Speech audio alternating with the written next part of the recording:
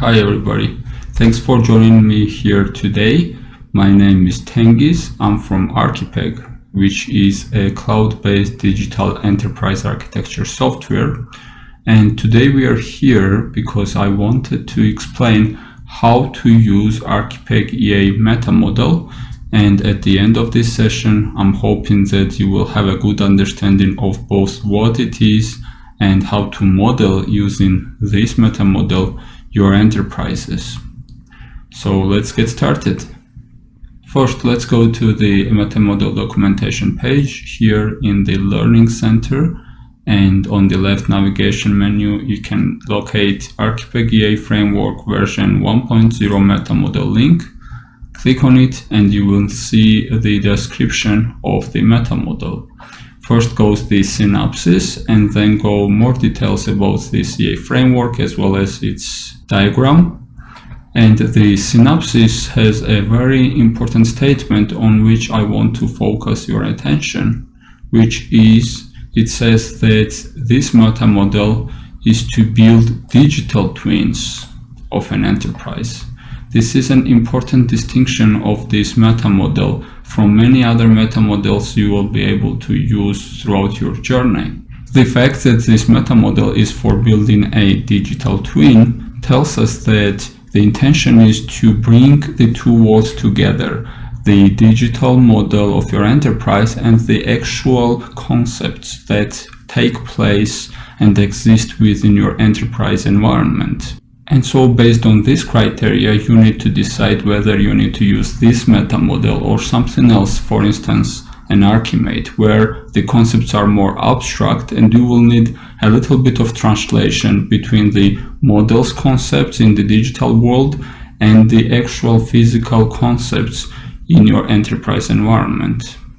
Alright, now that I have explained this, let me scroll down and open the diagram, which is something that I will keep open throughout our session, and I will be going back and forth between this diagram and the test data I have prepared in the Archipeg Architecture Cloud.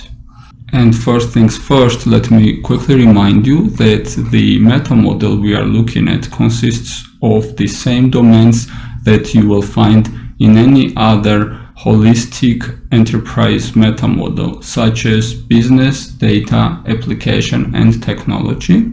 And the business area of things in this metamodel is wider than other areas, and that is why it is broken down further into 4 pieces, which is company related, customer related, people related, and cross-cutting concepts. And after that you will have the typical data, applications, and technology areas. On this diagram, what's very important is to see what pieces are highlighted and what is not highlighted. The non-highlighted pieces are there just to explain the holistic picture, and they belong in some other area of things.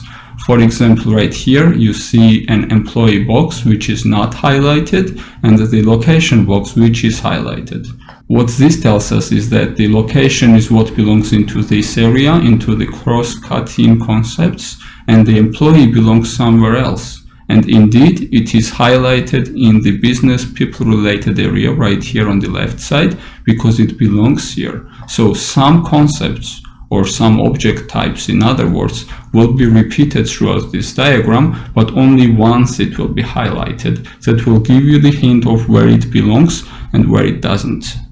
And while this diagram and this documentation page is going to be very helpful on your journey, so I recommend that you keep it open whenever you are not sure what this metamodel can allow you to do. On the other hand, within the Archipeg Architecture Cloud itself, you have this help toggle, as you remember, which you can turn on at any point, and there will be additional hints about the metamodel and the model you're looking at. Furthermore, as you already know, the form dialog in the Archipeg Architecture Cloud, when you're creating an object or modifying it, it looks like a questionnaire, so it will guide you through the process. So don't feel pressurized if you cannot memorize how this metamodel looks, because the software itself will guide you through the process of populating and modifying the data and maintaining it up to date. Now I will keep this diagram open throughout this session, as I said earlier, and let me switch to the Archipeg Architecture Cloud, where I have already signed into my account. Here what we see on the screen is a typical dashboard, and let me go to the project section. And here it is. The first one, Amazing Company, is what we are looking at. And the Amazing Company is just a modified name taken from Amazon. And you guessed it, my test data will look like Amazon. It will be a smaller sample of Amazon company. And this data set is how I would present Amazon in our toolset. And why I chose Amazon as an example is because this context is something that I hope that you all will understand easier, and we will be on the same page when I explain various concepts and how they are populated into the object catalog when we analyze through the Graph Explorer. So let me open this project here. And here it is, and we see that I have created 68 objects.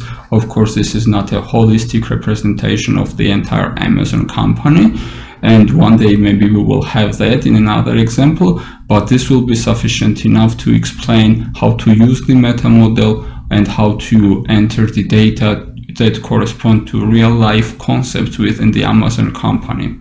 And some things you will see throughout this demo, of course, are made up, including people's names and some business processes and so on and so forth. But as long as you understand what I mean by those concepts and how the meta model can be used to implement similar or different concepts in your enterprise architecture, that is good enough for this demo session. And another thing which is important before I start my actual demonstration is to tell you that these 68 objects include concepts from all the domains of the meta model, which are covered on this diagram right here. In other words, I have concepts entered from the company related, business area of work, customer related, people related, cross-cutting related, data, applications, and technology. And to simplify the demonstration and to simplify the understanding of the meta model, what I will do is I will go through each section of this meta model, and I will be showing you how the objects in the Model Explorer look and how they correspond to this meta model diagram here. And I'm hoping that you will be able to repeat those same steps for yourself when you are creating your own architecture assets from your enterprise environment, and thus you will understand what this diagram is going to do to help you in that journey and how you are going to enter your objects to correspond to this meta model. And later on, that will also help you to explore your model and to make some informed decisions. So let's start with the company related business area of things. First of all, there we have a company concept, or an object type, in other words, which has branches. And branch is nothing other than just a separate department where the employees would be hired, or the campus. For instance, for Amazon, that would be campuses that Amazon has, and they have campuses in Seattle, Washington, in San Francisco area, and also in Austin. They might have more campuses, but I have entered only those 3 concepts. And let me show you how it looks in my model. Let me switch to my account here. Let's go to the Graph Explorer. And let's start with the company. So here we have Amazon, named as Amazing Company. And let me widen my screen to simplify my presentation. And so you will also know you can do this. And let me expand this to see the branches. So here are the 3 branches out of Amazon. There is San Francisco campus, Austin campus, Seattle headquarters. And what this is telling you is that you should create branches where you are going to hold different employees from each other. One employee would not be in multiple branches. They would have some assigned location perhaps. So if you have campuses or different branches, you should enter them here.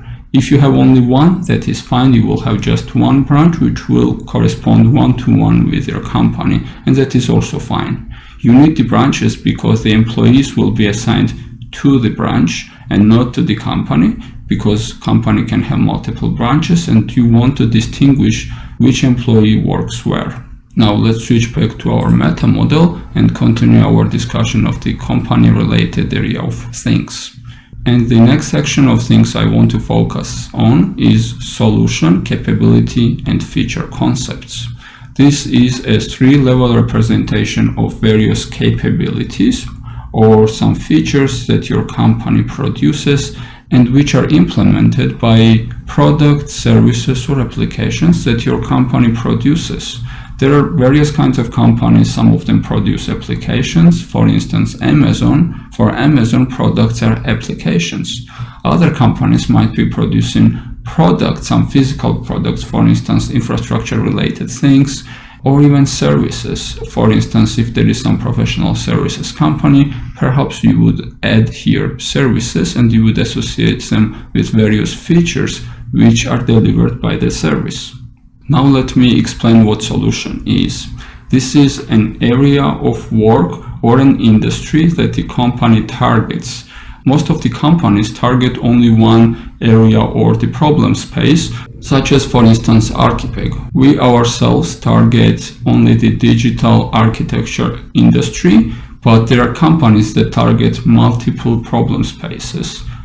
A good example of a company that targets multiple industries is Amazon, because they have hardware devices and Fire tablets and Alexa devices. That's one unit, perhaps one large business unit. Then they target e-commerce using their Amazon.com website and online sales. And finally, they also target the cloud services using their AWS offerings. Let me show you that in the model now. Let's remove those branches from here. And let me show you these 3 areas of work. And indeed, as you can see, Amazon has 3 large solutions, or the 3 problem spaces that they tackle. However, this is very uncommon, and if your company has only one problem space that you're targeting, that is also fine. You will have only one solution, and that is normal. But the meta model accounts for situations when the company targets multiple problem spaces or multiple industries, or has multiple large-scale solutions that various kinds of companies can consume. These conclude solutions. Let's go back and talk about the capabilities and features.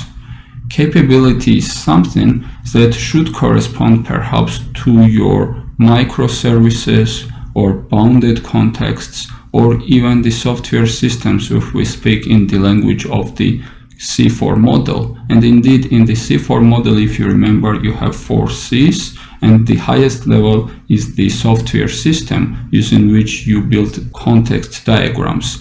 And that is what corresponds to the capability.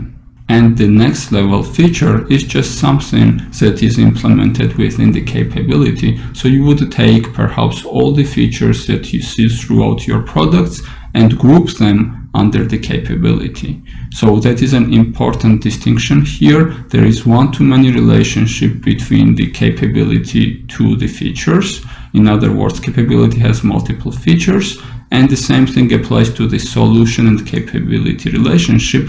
One solution will have multiple capabilities. And so you can imagine this entire relationship as a tree, starting from a company, one-to-many to solutions. Then one solution has multiple capabilities, and then each capability can have one or multiple features underneath. So this will look like a tree if you expand the entire model on the screen. Now let me demonstrate a couple of capabilities and features in my model for clarity, and then we will move on. So now let me try to expand the Amazon.com e-commerce solution, and let's see what capabilities we have underneath. And we have here product catalog, cart stair checkout, alternate product recommendations, and bundle recommendations. These are various capabilities because in a typical microservice-based architecture, for example, you will have different applications responsible for each area from this. For instance, the product catalog is what you see by default when you go to the Amazon website, and that is where you see the list of products. The cart and checkout is another microservice perhaps, which you see when you click on your cart or when you start your checkout experience. Bundle recommendations is perhaps another microservice which calculates for each product what other products go well with it or what the customers have bought typically together. And finally, alternate product recommendations is perhaps another application which calculates the similarities between the products and recommends you, if you don't like the product you're looking at, what else you could choose from the catalog. And so while this demonstrates what the meta model can do, it will also give you a good understanding that you need to find those independent applications or the independent smaller problems that you would like to be separate applications, and you would depict them as the capabilities in your model. Now let me find one of the capabilities which has features underneath to demonstrate that part as well. And here it is. Turns out under the product catalog I have 3 features. One of them is called list deals of the day, next one is called list countdown deals, and the last one is called list targeted recommendations. You can make your features, like here, sound like stories you would create or the requirements, or you can make them sound like nouns. That is fine. In this case, I went with the option to make them sound like a requirement, which I would want the engineers to implement, or it is already implemented, because it would just simplify the distinction between the feature and the capability names. And this picture should also tell you how you can model your enterprise using the capabilities and features, and there is one-to-many relationship between them. And features will typically align with things that are implemented like requirements and not necessarily to certain boundaries of applications, while the capabilities perhaps should. Let's go back to the diagram and see what else we need to discuss in this area of things. And there are 2 more concepts I want to talk about, which is business processes and business activities. The business process is something that groups the business activities, so there is one-to-many relationship from the business process to the business activity. And the business activities are the workflow steps that you would typically put either on an activity diagram or a workflow chart, and the business process is nothing other than something that groups them to give them this common name. So let me try to demonstrate that in my model.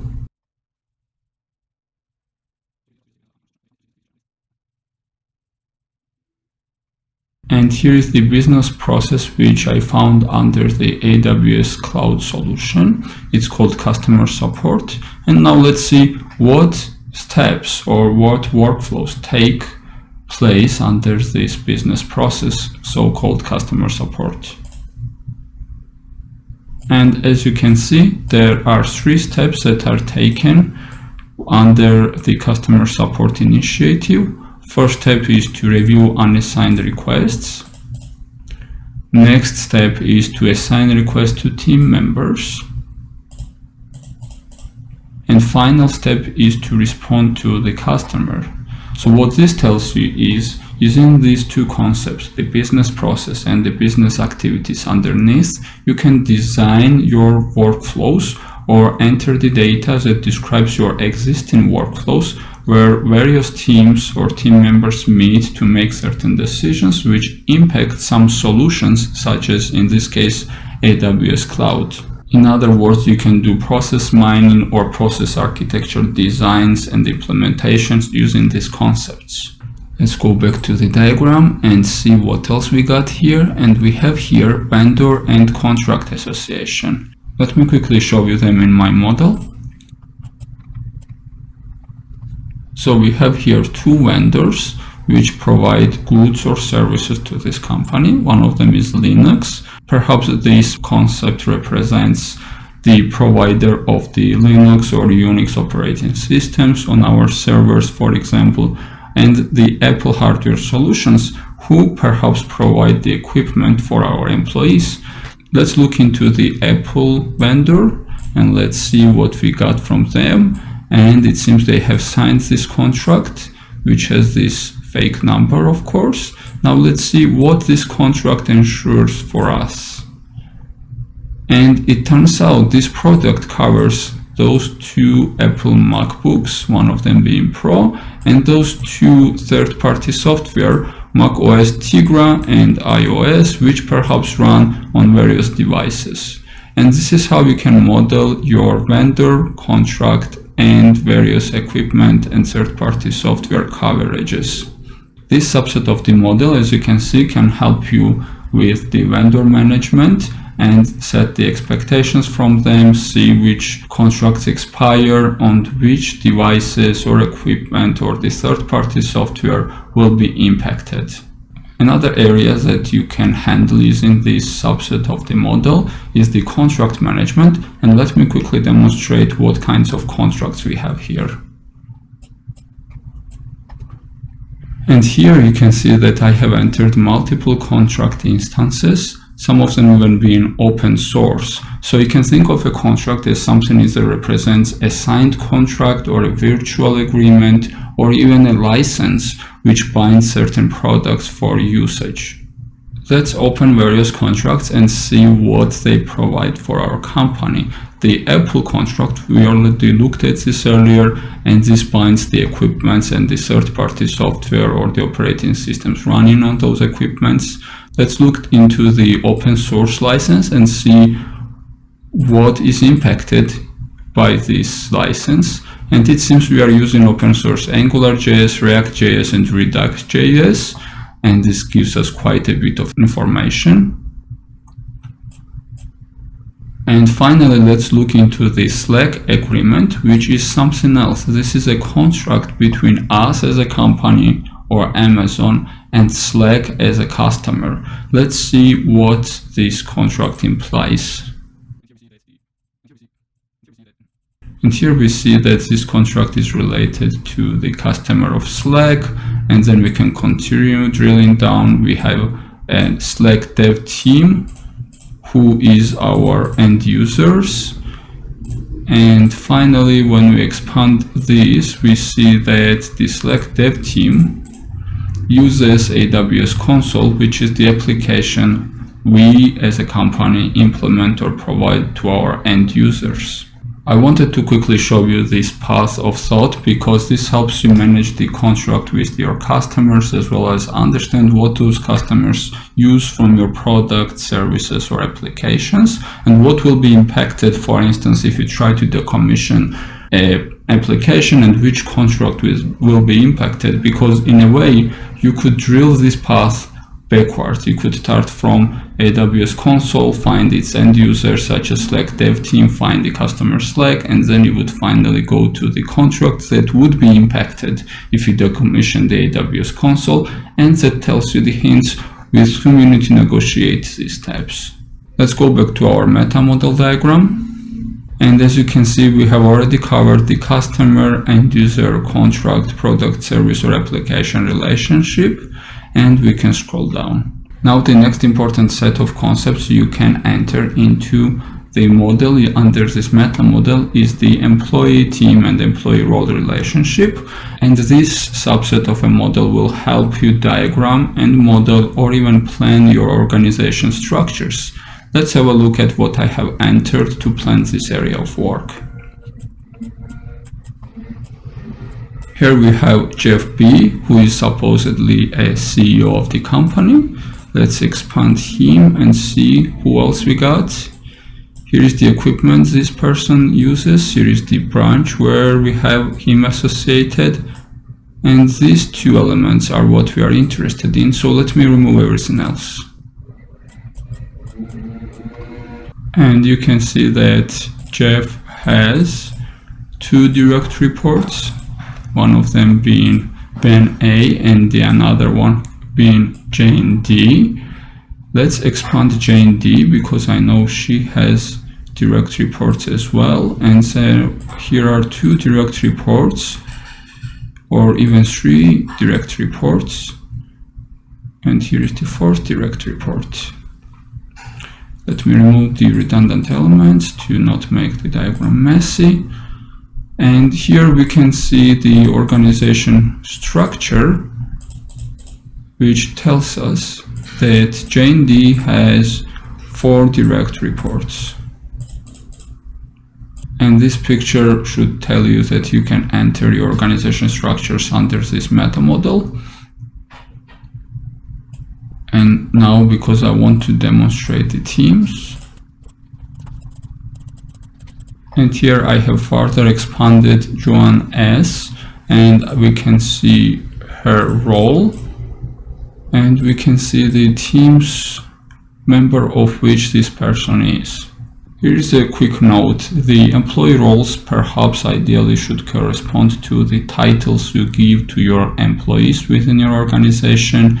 As about the teams, this can be any group of people. It may or may not correspond to the actual team structures in your organization.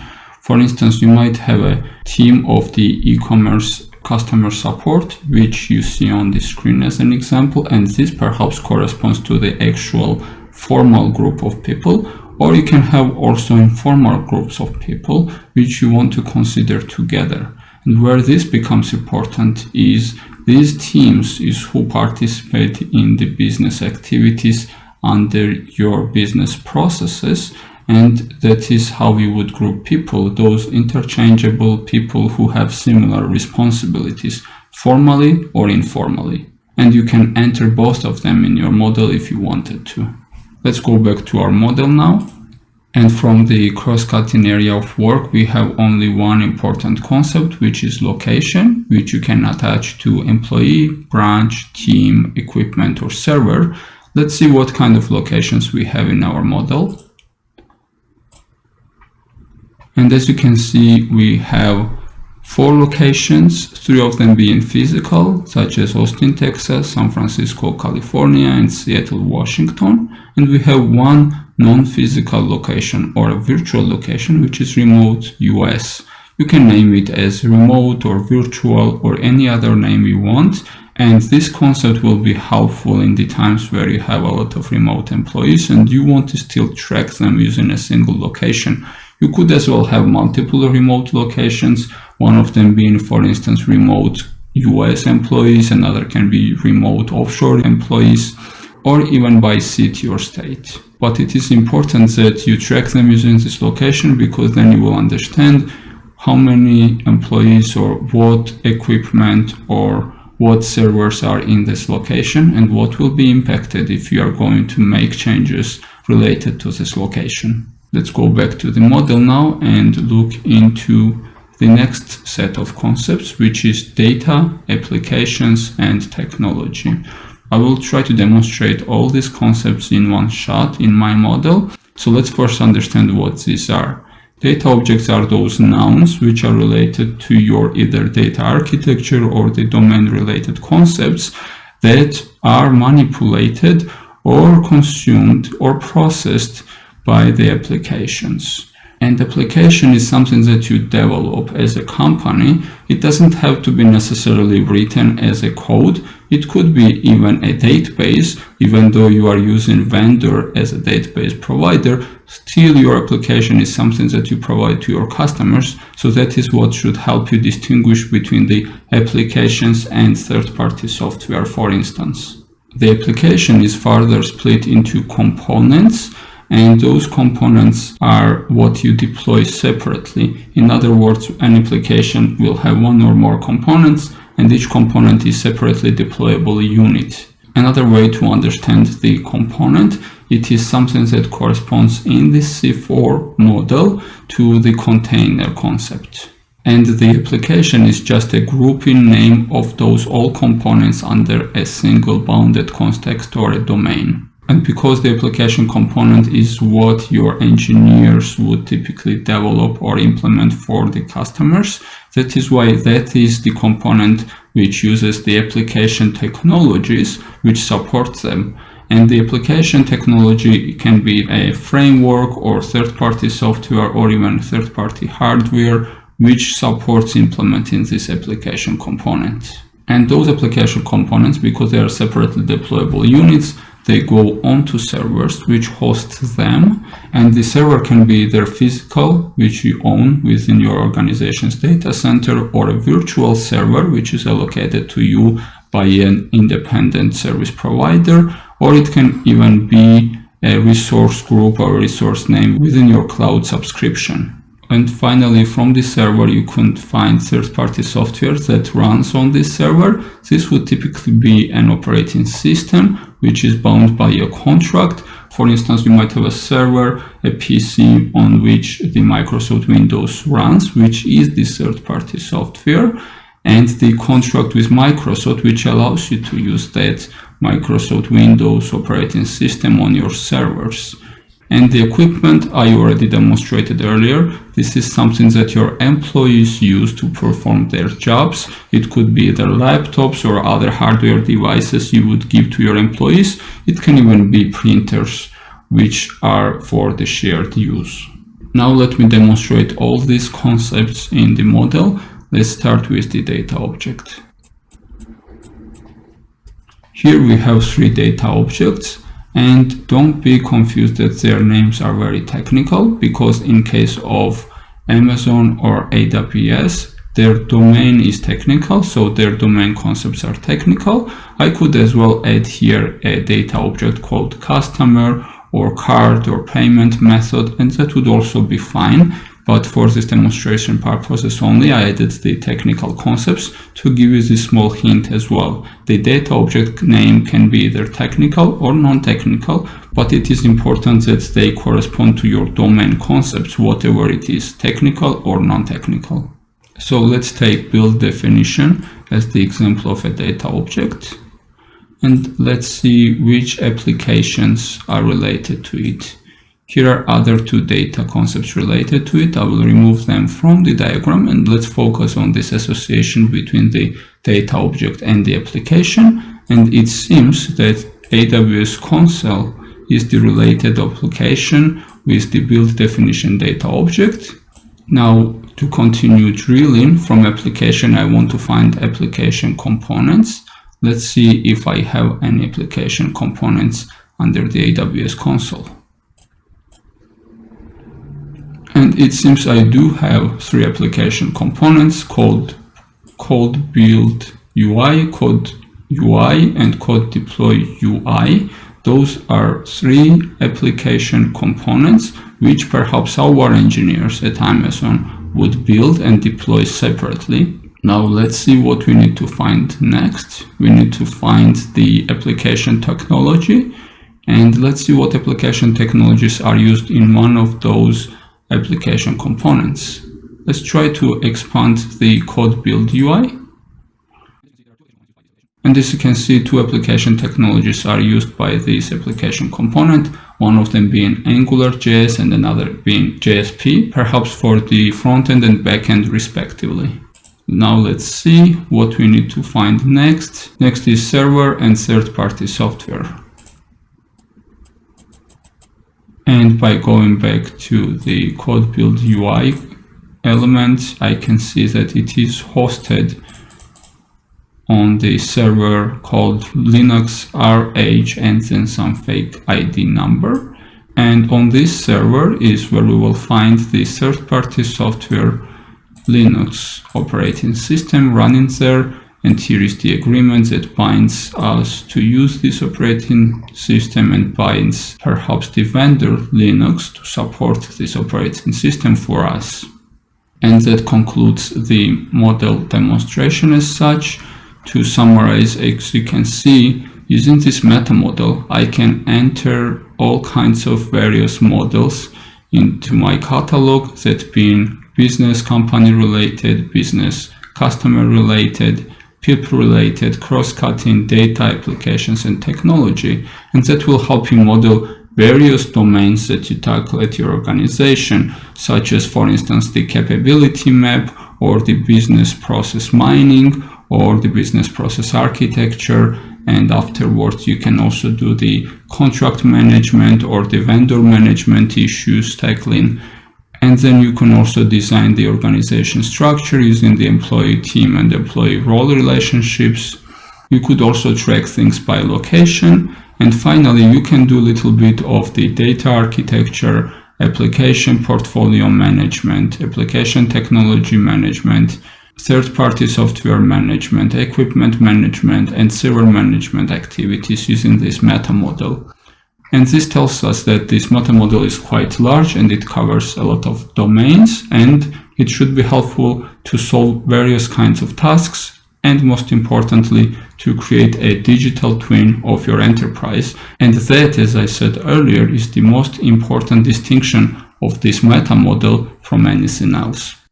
That is all I wanted to show. I hope this session was helpful, and I hope that you can build digital twins of your enterprises. And if you have questions, shoot them to me and I will answer them. Thanks once again for tuning in. Have a nice day.